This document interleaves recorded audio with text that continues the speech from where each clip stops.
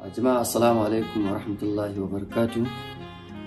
Sunana Aminu Muhammad wanda aka fi sani da Aminu Saira, shugaban kamfanin Saira Movies Investment Limited, kuma darakta jagoran shirin fim din labari na series. Ine mana fatan alkhairi kuma ine mana addu'a da fatan mun gama azumi lafiya kuma mun yi sallah lafiya. Allah ya sa ibadin da muka yi karɓaɓɓu ne.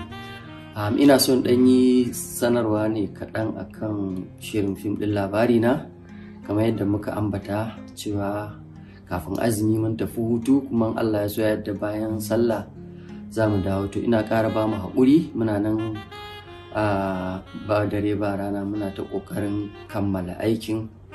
Insha Allah ba da jimawa ba za mu sanar da ranar da za a dawo wannan shiri don ci gaban season 7, ma'ana kashi zango na 7. Ina mana godiya kuma muna jin daɗi, muna ƙara jaddada godiyanmu ga masu kallon wannan shiri.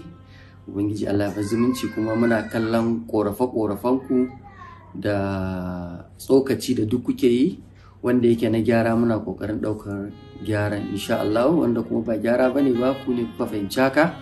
Sun Allah yadda za mu samu wani lokaci na musamman mu wayar da kanku akan wannan.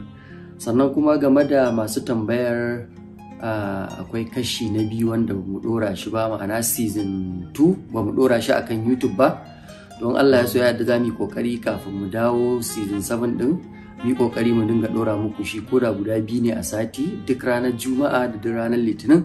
In Allah yadda za mu yi ƙoƙari mu kammala ɗora su guda 13 kafin mu kai ga dawowa season 7 in Allah ya so ya yadda. Mu ne muku fatan alkhairi, muna godiya sosai, kuma muna ba ku haƙuri ɗan jinkiri da ake samu.